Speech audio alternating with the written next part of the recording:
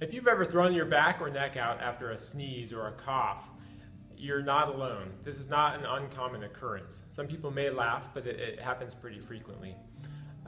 So the next time you feel a scratch in your throat or your nose, what you want to do is, instead of doubling over and creating a lot of pressure in your abdomen and chest, which puts a lot of pressure on your spine and the discs in your spine, what you want to do is stay upright and even tilt your head back slightly.